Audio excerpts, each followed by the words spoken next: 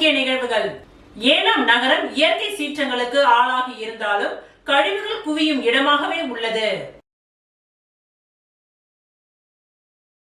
ஏனாம் நகரம் இயற்கை சீற்றங்களுக்கு ஆளாகி இருந்தாலும் கழிவுகள் குவியும் இடமாகவே உள்ளது. கடந்த 1 மாத காலமாக ஏனாம் நகரில் குவிந்துள்ள கழிவுகளை வெளியேற்றுவது தொடர்பான நிலைமை கொட்டும் இடம் இல்லாததால் கணிசமாக மோசமடைந்துள்ளது. தவிர்க்க முடியாத சூழ்நிலைகளில் தினசரி குப்பை சேகரிப்பு மற்றும் வடிகால் ஏனாம் சாலைகளில் விடப்படுகின்றது. நகராட்சி கழிவுகளை அகற்றுவதற்கு பொருத்தமான இடத்தை அடையாளம் காண புதுச்சேரி அரசு ஏனாம் நகராட்சி ஆணையருக்கு பலமுறை உத்தரவு பிறப்பித்த போதிலும் சூழ்நிலையின் தீவிரம் பெரும்பாலும் கவனிக்கப்படவில்லை. இதன் விளைவாக ஒருங்கிணைந்த திடக்கழிவு மேலாண்மை சலுகை நிறுவனமான HR சதுக்கம் சேகரிக்கப்பட்ட நகராட்சி திடக்கழிவுகள் மற்றும் வடிகால் சேற்றை அகற்றுவதில் கணிசமான சவால்களை எதிர்கொள்கின்றது. மேலும் ஒவ்வொரு நாளும் 24 மெட்ரிக் டன் குப்பை சேகரிப்பு இலக்கை இழப்பதன் மூலம் பெரும் நிதி இழப்பையும் எதிர்கொள்கிறது. டிசம்பர் 8, 2023 அன்று புதுச்சேரி அரசு யானம் மேட்டக்கூருவில் உள்ள மின்சார துணை மின் நிலையத்திற்கு அருகில் உள்ள 3.56 ஏக்கர் புறம்போக்கு நிலத்தை ஏனாம் நகராட்சிக்கு ஒதுக்கியது. இருப்பினும் HR சதுக்கம் தேவையான கழிவு பதப்படுத்தும் வசதியின் கட்டுமானத்தை துவங்க முயன்றபொழுது உள்ளூர் வாசிகள் தங்கள் ஊழியர்களை அச்சுறுத்தினர். மேலும் கழிவுகளை அகற்றும் பணியில் ஈடுபட்ட வாகனங்களுக்கு தீ வைக்க முயன்றனர். கழிவுகளை கொட்டும் நெருக்கடிக்கு உடனடி தீர்வு காண எழுத்துப்பூர்வ கோரிக்கைகளை சமர்ப்பித்து HR சதுக்கம் பல முறை யானத்தில் உள்ள அரசு அதிகாரிகளுடன் தொடர்பு கொண்டுள்ளது. தெருக்களில் குப்பைகள் தொடர்ந்து குவிந்து வருவதால் குப்பை கொட்டும் தளத்தை அடையாளம் காண வேண்டிய அவசர தேவையை வலியுறுத்த HR சதுக்கத்தின் நிர்வாகம் உள்ளூர் நிர்வாகத்துறையின் இயக்குனர் மற்றும் செயலாளரை நேரில் சந்தித்து வலியுறுத்தியுள்ளது. அதன் அழுத்தமான பிரச்சனையில் அரசு நிறுவனங்கள் காட்டும் அக்கறையின்மையை ஏனாம் பகுதி முழுவதும் உள்ள சாலைகள், குடியிருப்பு மற்றும் வணிக சொத்துக்களுக்கு அருகில் உள்ள கழிவுகளால் நிரம்பி உள்ளன. இது குறிப்பிடத்தக்க சுற்றுச்சூழல் மற்றும் பொது சுகாதார அபாயத்தை உருவாக்கியுள்ளது. இந்த நிலைமை ஒரு முறையான தோல்வியை குறிக்கின்றது. நியமிக்கப்பட்ட குப்பை கொட்டும் பகுதி இல்லாததால் உள்ளூர் சாலைகளில் குப்பைகள் கண்மூடித்தனமாக அகற்றப்படுவதற்கு வழிவகுக்கின்றது. இது கடுமையான சுகாதார அபாயங்களை ஏற்படுத்தியுள்ளது.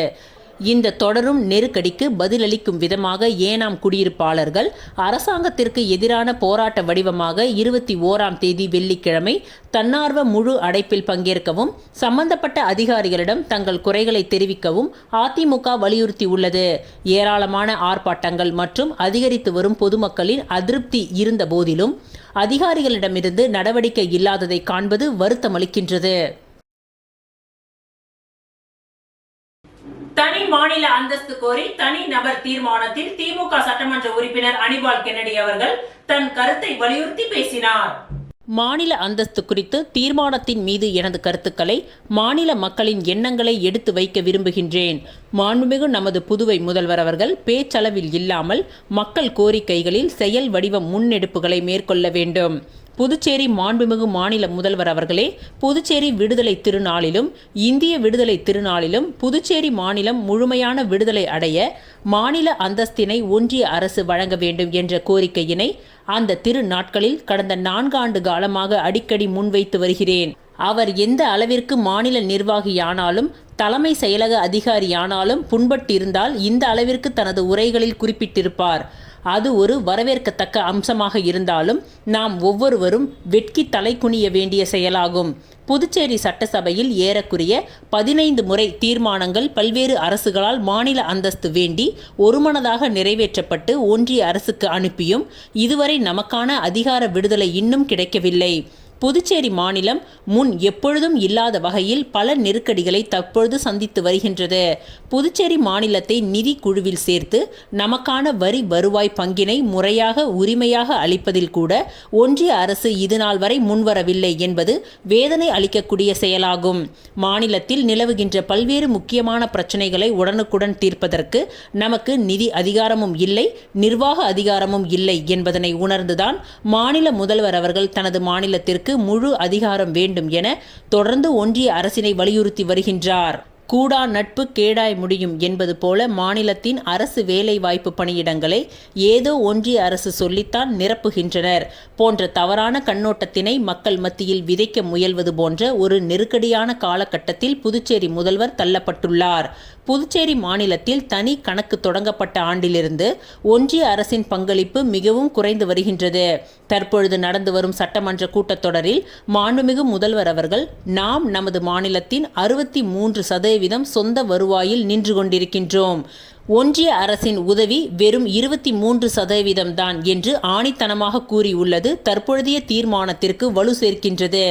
மேலும் தனிநபர் வருமானத்திலும் மொத்தம் உள்நாட்டு உற்பத்தியிலும் கோவா, நாகாலாந்து, மிசோரம், அருணாச்சல பிரதேசம் உள்ளிட்ட வடகிழக்கு மாநிலங்களை காட்டிலும் நாம் அதிகமாக இருக்கின்றோம். நம்மை விட குறைந்திருக்கின்ற மேற்கண்ட மாநிலங்கள் மாநில அந்தஸ்து பெற்றுவிட்டன. தற்பொழுது அரசு பணியிடங்களான குரூப் ஏ மற்றும் குரூப் பி சான்றிதழ் பெற்ற பணியிடங்கள் மத்திய தேர்வாணையத்தின் மூலம் நிரப்பப்படுவதால் மாநில மைந்தர்களுக்கு 1% இடங்கள் கூட கிடைப்பதில்லை. அரசிதழ் பதிவு செய்ய பெறாத குரூப் பி பணியிடங்களில் 20% இடங்களை கட்டாயம் பிற மாநிலத்தவரை கொண்டு நிரப்ப சதி வலை பின்னப்படுகின்றது. மாநில தேர்வாணையம் என்ற அமைப்பினை ஏற்படுத்த மாநில அரசுக்கு அதிகாரம் இருந்தாலும் பிற மாநிலத்தவரின் வேட்டைக்காடாக மாறிக்கொண்டு வரும் பேராபத்து நமது மாநிலத்தை சூழ்ந்திருக்கின்றது. நமது மாநில அரசின் மின்துறையின் சொத்துக்களை மதிப்பீடு செய்யாமல் ₹1 குத்தகை அடிப்படையில் மின்துறையினர் தனியார் மயமாக்கும் முயற்சியில் ஒன்றிய அரசு ஈடுபட்டு வருகின்றது. 1954ஆம் ஆண்டு பிரெஞ்சு தேசத்திலிருந்து நாம் விடுதலை பெற விடுதலை போராட்ட தியாகிகளின் உயிர் இழப்புகளும் தியாகங்களும் வீணாகி போய்விடுமோ என்ற அச்சம் மக்கள் மத்தியில் ஏற்பட்டு இருக்கின்றது. புதுச்சேரி மாநிலத்திற்கு மாநில அந்தஸ்து வேண்டுமென்று 17/12/1970ஆம் ஆண்டில் நாடாளுமன்றத்தின் முதன் முறையாக குரல் கொடுத்தவர் திமுக மாநிலங்களவை உறுப்பினர் புதுவை சிவம் அவர்கள். முன்னதாக 1969ஆம் ஆண்டு அமைத்த திமுக கூட்டணியில் அமைச்சராக விளங்கிய மக்கள் தலைவர் சுப்பையா அவர்கள் சட்டமன்றத்தில் புதுச்சேரி மாநிலத்திற்கு அதிக அதிகாரம் வேண்டுமென்று பதிவு செய்திருந்தார். தற்பொழுது திமுக எம்பி திருச்சி சிவா அவர்கள் தமிழக முதல்வர் அவர்களின் வழிகாட்டுதலின்படி நாடாளுமன்றத்தில் கோரிக்கை வைத்து பேசி வருவதை முதல்வர் கவனத்திற்கு நினைவு கூறுகின்றேன். அது மட்டுமல்லாமல் 1980ஆம் ஆண்டும் 1990ஆம் ஆண்டும் திரு ராமச்சந்திரன் அவர்களின் தலைமையில் நடந்த திமுக கூட்டணி அரசின் மாநில அந்தஸ்திற்கான தீர்மானத்தை சட்டமன்றத்தின் வழியே ஒன்றிய அரசுக்கு வலியுறுத்தி உள்ளது. மேலும் அதற்கு ஒரு படி மேலே சென்று 1996 மற்றும் 2000 ஆண்டில் அமைந்த திமுக கூட்டணி அரசின் முதல்வராக இருந்த RV ஜானகிராமன் அவர்களின் முன்னாள் தலைமை செயலாளர் சாரி அவர்களின் தலைமையில் குழு அமைத்து அதன் பரிந்துரைகளை ஏற்று 1997ஆம் ஆண்டு அப்போதைய ஒன்றிய உள்துறை அமைச்சர் இந்திரஜித் குப்தா அவர்களை அனைத்து கட்சி குழுவினரோடு சந்தித்து நேரடியாக முறையிட்டார். பின்னர் 1999ஆம் ஆண்டின் இறுதியில் அப்போதைய உள்துறை அமைச்சர் LK அத்வானி அவர்களை அனைத்து கட்சி பிரதிநிதிகளோடு மீண்டும் சந்தித்து முறையிட்டு புதுவைக்கு மாநில அந்தஸ்து வேண்டும் என்பதனை வலியுறுத்தி மாநில அந்தஸ்து கருத்துக்களை வலுவூட்டி உள்ளதை மாண்புமிகு முதல்வர் அவர்களின் கவனத்திற்கு கொண்டு வருகின்றேன். மாண்புமிகு புதுச்சேரி மாநில முதல்வர் அவர்கள் உடனடியாக அனைத்து கட்சி தலைவர்கள் மற்றும் சட்டமன்ற உறுப்பினரின் கூட்டத்தை கூட்டி ஒன்றிய உள்துறை அமைச்சர், மாண்புமிகு பாரத பிரதமர் ஆகியோரை சந்தித்து மாநில அந்தஸ்து கோரிக்கை மனுவினை நேரடியாக அளிக்க வேண்டும். மாண்புமிகு முதல்வர் அவர்கள் சட்டமன்ற தீர்மானத்தோடு நில்லாமல் மற்றும் பொதுவெளியில் புதுவை மாநிலத்திற்கு மாநில அந்தஸ்து வேண்டுமென கூறுவதை விட்டுவிட்டு அதற்கான மேற்கண்ட முன்னெடுப்புகளை உண்மையாக மேற்கொள்ள வேண்டும் என புதுவை மாநில திமுக சார்பில் தீர்மானத்தின் மீது வலியுறுத்தி வேண்டுகோள் வைக்கின்றேன். அதற்கான முழு ஒத்துழைப்பினை நல்கி எங்களது திராவிட முன்னேற்றக் கழகம் என்றென்றைக்கும் பணியாற்ற காத்திருக்கின்றது. 4 ஆண்டு காலமாக சட்டமன்ற தீர்மானத்தை நிறைவேற்றிவிட்டு கடத்தும் போக்கு கண்டிக்கத்தக்கது. மாண்புமிகு முதல்வர் அவர்கள் இந்த வாய்ப்பினை பயன்படுத்தி அதில் இடம்பெற வேண்டும் என்பதுதான் எங்களின் எண்ணம். உங்கள் காலத்திலாவது ஒரு விடுதலை பெற்ற மாநிலமாக புதுச்சேரி திகழ வேண்டும். நாங்கள் எல்லாம் உங்களோடு அதில் பயணிக்க வேண்டும் என்று விரும்புகின்றேன்.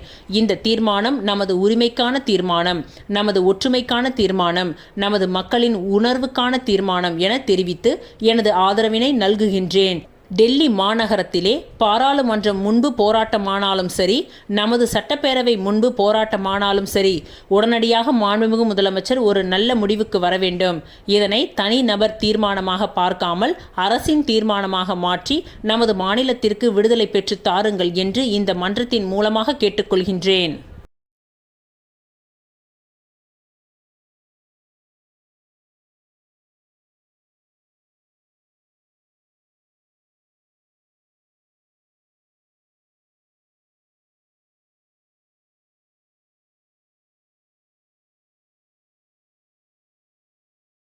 எய்ட்ஸ் மற்றும் HIV-யால் பாதிக்கப்பட்டவர்களை ஒதுக்கி வைக்க வேண்டும் என்ற மனப்பான்மையை மாற்றிக்கொள்ள வேண்டும் என்று துணைநிலை ஆளுநர் கைலாஷ்நாதன் வலியுறுத்தியுள்ளார். பாண்டிச்சேரி எய்ட்ஸ் கட்டுப்பாட்டு சங்கத்தின் சார்பில் HIV எய்ட்ஸ் பற்றிய ஒரு நாள் திறன் மேம்பாட்டு பயிற்சி தனியார் உணவகத்தில் நடைபெற்றது. இதில் 80க்கும் மேற்பட்ட கல்லூரிகளை சேர்ந்த மாணவ மாணவிகள், தன்னார்வலர்கள் கலந்து கொண்டனர். இந்த நிகழ்ச்சியில் துணைநிலை ஆளுநர் கைலாஷ்நாதன் சிறப்பு விருந்தினராக கலந்து கொண்டு துவக்கி வைத்தார். பின்னர் இந்நிகழ்ச்சியில் பேசிய அவர், 15 வயது முதல் 49 வயதிற்குள் இருப்பவர்கள் 30% HIV உள்ளிட்ட பல்வேறு பாலின நோய்களால் பாதிக்கப்படுகின்றார்கள் என்பது வேதனைக்குரிய விஷயமாகும். புதுச்சேரி மாநிலம் சுகாதாரத்தின் முதன்மை மாநிலமாக உள்ளது. மத்திய அரசின் சுகாதார திட்டங்களை சிறப்பாக செயல்படுத்தியதற்காக மத்திய சுகாதார அமைச்சரகத்தின் பாராட்டுகளையும் புதுச்சேரி அரசு பெற்றுள்ளது. இருந்தாலும் HIV எய்ட்ஸ் சம்பந்தப்பட்ட நோய்கள் குறித்து பொதுமக்களுக்கு விழிப்புணர்வை ஏற்படுத்த வேண்டியது மிகவும் அவசியமாக உள்ளது என்றார். தன்னார்வலர்களின் சேவைகள் மூலம் ஒரு சமுதாய மாற்றத்தை ஏற்படுத்த முடியும். HIV சம்பந்தமான ஆராய்ச்சிகள் பல்வேறு நாட்டில் நடைபெற்று வருகின்றது. HIV சம்பந்தமாக கிராமப்புறங்களில் போதிய விழிப்புணர்வு இல்லை. இதை கிராமப்புறங்களில் விரிவுபடுத்த வேண்டும் என்ற துணைநிலை ஆளுநர் கைலாஷ்நாதன், நோய் எப்படி பரவுகின்றது, தடுக்கும் வழிகள், நோயின் அறிகுறிகள் ஆகியவற்றை தெளிவாக மக்களுக்கு எடுத்துரைக்க வேண்டும் என்று கேட்டுக்கொண்டார். மக்கள் மத்தியில் எய்ட்ஸ் சம்பந்தமான தவறான புரிதல்கள் உள்ளது. இதனை மாற்றி சரியான புரிதல்களை ஏற்படுத்த வேண்டும். அப்பொழுதுதான் மக்களுக்கு நம்பிக்கை ஏற்படும். HIV நோயை ஆரம்பத்திலேயே கண்டறிந்து கொண்டால் சரியான சிகிச்சை மூலம் குணப்படுத்த முடியும் என்ற புரிதலை அவர்களுக்கு வழங்க வேண்டும். அது மட்டுமல்லாமல் மனநல ஆலோசனைகளையும் வழங்க வேண்டும் என்று வலியுறுத்திய அவர், HIV மற்றும் எய்ட்ஸால் பாதிக்கப்பட்டவர்களை இந்த சமுதாயத்தில் ஒதுக்கி வைக்கும் மனப்பான்மையை மாற்ற வேண்டும் என்று கேட்டுக்கொண்டார். சரியான சிகிச்சை மூலம் அற்புதமான வாழ்வை வாழ முடியும். அனைத்து தரப்பு மக்களின் கூட்டு முயற்சியால் தான் எய்ட்ஸ் இல்லா நாட்டை நாம் உருவாக்க முடியும் என்றார். இந்நிகழ்ச்சியில் முதலியார்பேட்டை தொகுதி சட்டமன்ற உறுப்பினர் சம்பத், சுகாதாரத்துறை செயலர் ஜெயந்தகுமார் ரே, தேசிய எய்ட்ஸ் கட்டுப்பாட்டு அமைப்பின் துணை இயக்குனர் ஜெனரல் டாக்டர் அனூப் குமார் பூரி ஆகியோர் கலந்து கொண்டு சிறப்பித்தனர்.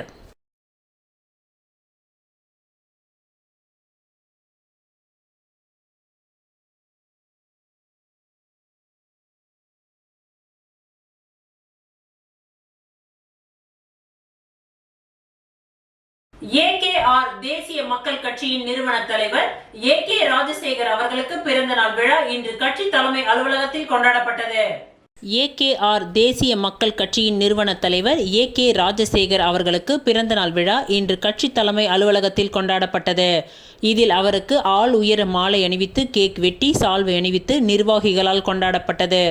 இதில் பங்கேற்ற நிர்வாகிகள் பொது செயலாளர் தேவநாதன், இளைஞரணி தலைவர் பிரகாஷ், அமைப்பு செயலாளர் கந்தவேலு, பொருளாளர் சத்யநாராயணன் மற்றும் முத்து, தீபக், வெங்கடாச்சலம், அருணகிரி, லக்ஷ்மணன் மற்றும் பல நிர்வாகிகள் கலந்து கொண்டு வாழ்த்துக்களை தெரிவித்து கேக் வெட்டி விழாவினை கொண்டாடினர்.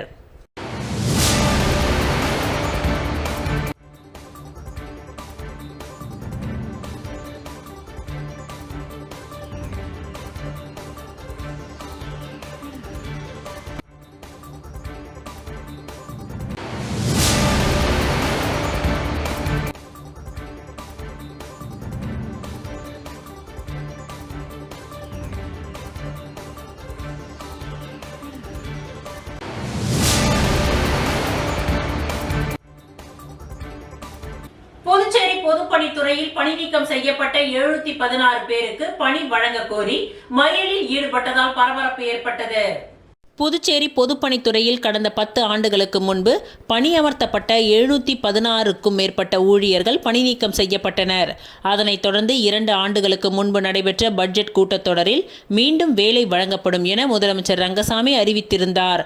ஆனால் இதுவரை அரசு அவர்களுக்கு பணி வழங்கவில்லை. இந்நிலையில் மீண்டும் பணி வழங்க வேண்டும், இந்த சட்டமன்ற கூட்டத்தொடரில் அறிவிக்க வேண்டும் என கோரி பணிநீக்கம் செய்யப்பட்ட பொதுப்பணித்துறை ஊழியர்கள் புதுச்சேரி காரைக்கால் ஒருங்கிணைப்பாளர் தலைவர் ரவிச்சந்திரன் தலைமையில் மறியல் போராட்டத்தில் ஈடுபட்டனர். இந்த போராட்டத்தில் செயலாளர் குமரகுரு, சந்திரன், ராஜா, ராமு, சந்தோஷ், கிருபாகரன், சுமதி, அகிலா, தமிழ், புனிதா உள்ளிட்ட பலர் கலந்து கொண்டனர்.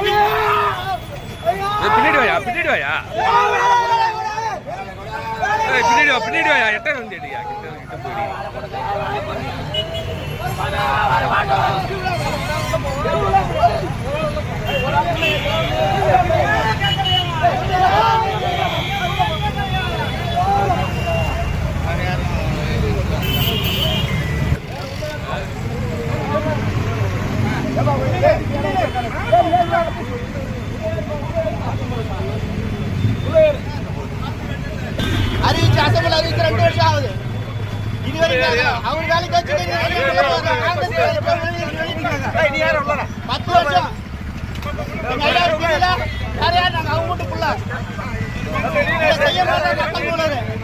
புதுச்சேரி பொதுப்பணித்துறை தலைமை பொறியாளர் சிபிஐ அதிகாரிகளால் கைது செய்யப்பட்டதை தொடர்ந்து பொதுப்பணித்துறை அமைச்சர் லட்சுமி நாராயணன் தனது பதவியை ராஜினாமா செய்ய வேண்டும் என்று அவரது வீட்டை முற்றுகையிட முயன்ற காங்கிரஸ் கட்சியினர் 300க்கும் மேற்பட்டவர்களை போலீசார் கைது செய்தனர்.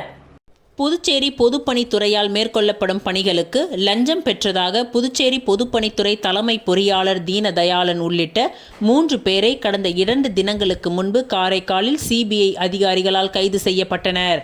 இந்த நிலையில் பொதுப்பணித்துறை அமைச்சர் லட்சுமி நாராயணனுக்கும் லஞ்சம் பெற்றதில் தொடர்பு இருப்பதாக கூறி முன்னாள் முதலமைச்சர் நாராயணசுவாமி தலைமையில் நேரு வீதி, காந்தி வீதி சந்திப்பில் இருந்து ஊர்வலமாக புறப்பட்ட காங்கிரஸ் கட்சியினர் சுமார் 500க்கும் மேற்பட்டவர்களை அரவிந்தர் வீதி சந்திப்பில் போலீசார் தடுப்புக்கட்டை அமைத்து தடுத்து நிறுத்தினர். இதனையடுத்து சாலையில் அமர்ந்து மறியல் போராட்டம் செய்த காங்கிரஸ் கட்சியினர் கோரிக்கைகளை வலியுறுத்தி கண்டன கோஷங்களை எழுப்பினார்கள். தொடர்ந்து கோஷம் எழுப்பிய அவர்களை போலீசார் தடுக்க முயன்ற பொழுது கடுமையான தள்ளுமுள்ளு ஏற்பட்டது. இதனையடுத்து முன்னாள் முதலமைச்சர் நாராயணசுவாமி உட்பட 300க்கும் மேற்பட்டவர்களை போலீசார் கைது செய்தனர்.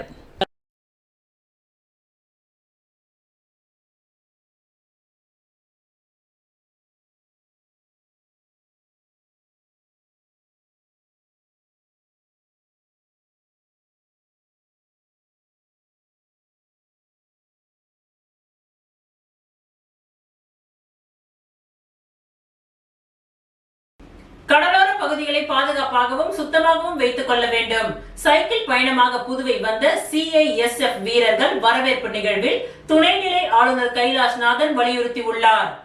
மத்திய தொழில் பாதுகாப்பு படையின் 56வது உதய தினத்தை முன்னிட்டு 14 பெண் வீரர்கள் உட்பட 135 படை வீரர்கள் மேற்கு மற்றும் கிழக்கு கடற்கரை சாலை மார்க்கமாக மேற்கு வங்க மாநிலம் கொல்கத்தாவிலிருந்து கன்னியாகுமரிக்கு மாநிலங்கள் வழியாக 6654 கிலோமீட்டர் தூரம் சைக்கிளில் பயணம் மேற்கொண்டு வருகின்றனர். இந்திய கடலோர சுற்றுச்சூழல் மற்றும் மத்திய கடலோர பாதுகாப்பை மேம்படுத்தும் இந்த விழிப்புணர்வு மிதிவண்டி பயணத்தை கடந்த 7ஆம் தேதி மத்திய உள்துறை அமைச்சர் அமித்ஷா கொடி அசைத்து துவக்கி வைத்தார். இதனையடுத்து அவர்கள் ஒடிசா, விசாகப்பட்டினம், விஜயவாடா, நெல்லூர், சென்னை வழியாக புதுச்சேரிக்கு வந்தடைந்தனர். புதுச்சேரி கடற்கரை சாலை காந்தி திடலில் மத்திய தொழில் பாதுகாப்பு படையினருக்கு புதுச்சேரி சுற்றுலா வளர்ச்சி கழகம் சார்பில் வரவேற்பளிக்கப்பட்டது. இந்த நிகழ்ச்சியில் துணைநிலை ஆளுநர் கைலாஷ்நாதன், முதலமைச்சர் ரங்கசாமி, சபாநாயகர் செல்வம், சுற்றுலாத்துறை அமைச்சர் லட்சுமி நாராயணன், புதுச்சேரி டிஜிபி ஷாலினி சிங் ஆகியோர் கலந்து கொண்டனர். இவ்விழாவில் கலந்து கொண்ட துணைநிலை ஆளுநர் கைலாஷ்நாதன் பேசும்பொழுது, புதுச்சேரி ஒரு கடற்கரை நகரமாக இருப்பதால் உலகமெங்கும் இருக்கும் சுற்றுலா பயணிகள் இங்கு வந்து செல்கின்றனர். இங்குள்ள அழகான கடற்கரைகளை ரசிக்கின்றனர். இதனால் புதுச்சேரி அரசுக்கு நல்ல வருவாய் கிடைக்கின்றது. கடலோர சுற்றுலா இன்னும் வளர வேண்டும். அதற்கு நம்முடைய கடலோர பகுதிகள் பாதுகாப்பாக இருக்க வேண்டும் என்றும், சுற்றுலா பயணிகள் அச்சமின்றி அதிகம் வருகின்றார்கள். நாம் நம்முடைய கடலோர பகுதிகளை சுத்தமாகவும் பாதுகாப்பாகவும் வைத்துக் கொள்ள வேண்டும் என்று குறிப்பிட்டார். தொடர்ந்து பேசிய முதலமைச்சர் ரங்கசாமி, குளிர், மழை, வெயில் பாராது நாட்டை பாதுகாக்கும் படை வீரர்களின் குடும்பத்தினர் பாதுகாக்க வேண்டிய கடமை நமக்குள்ளது. படை வீரர்கள், அவர்களது குடும்பத்தினர், முன்னாள் இராணுவத்தினருக்கு தேவையான உதவிகளை புதுச்சேரி அரசு செய்து வருகின்றது என்று குறிப்பிட்டார். தொடர்ந்து புதுச்சேரி சுற்றுலாத்துறை சார்பில் பல்வேறு கலை நிகழ்ச்சிகளும் நடைபெற்றது.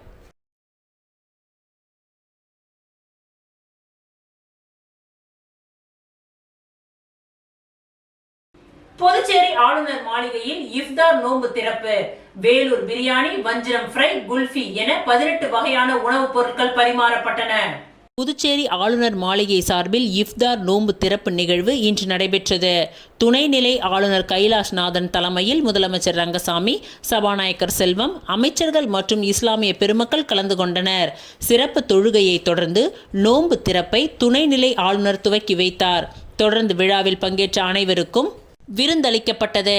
இந்த விருந்தில் வேலூர் பிரியாணி, வெஜ் பிரியாணி, கோபி 65, வஞ்சிரம் ஃப்ரை, பட்டர் நான், குல்ஃபி, பழச்சாறு என 18 வகையான உணவுப் பொருட்கள் பரிமாறப்பட்டன.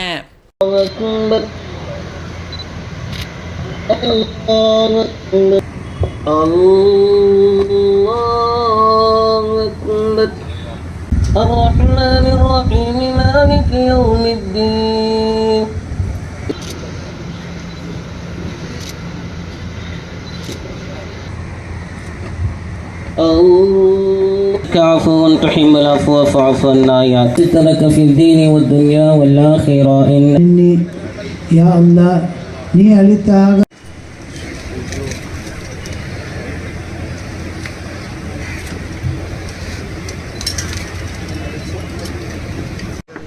வில்லியனூர் ஆல்பா ஃபவுண்டேஷன் கிராம வளர்ச்சி திட்டத்தின் கீழ் மகளிர் தின விழா கொண்டாடப்பட்டது. புதுச்சேரி வில்லியனூர் பகுதியில் ஆல்பா ஃபவுண்டேஷன் சார்பில் கிராம வளர்ச்சி திட்டத்தின் கீழ் மகளிர் தின விழா கொண்டாடப்பட்டது. இந்த விழாவில் சிறப்பு விருந்தினராக பங்கேற்ற காவல்துறை அதிகாரி கலைச்செல்வி மற்றும் கலைத்துறை அதிகாரி அபிராமி ஆகியோரை ஆல்பா ஃபவுண்டேஷன் முதன்மை பொறுப்பாளர் புவனேஸ்வரி வரவேற்றார்.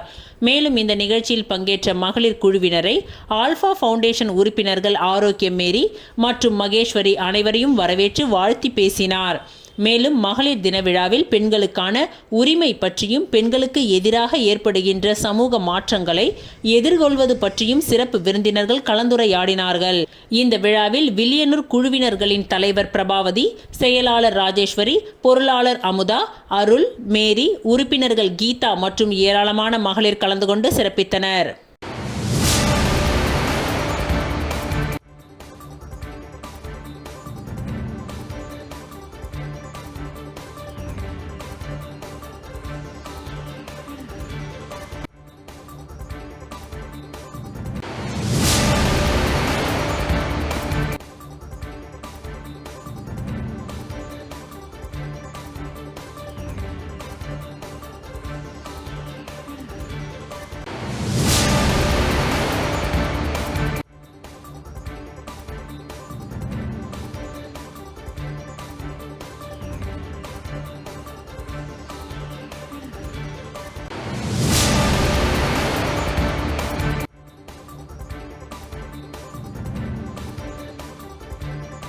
இத்துடன் இன்றைய நிகழ்வுகள் நிறைவடைந்தன. நன்றி, வணக்கம்.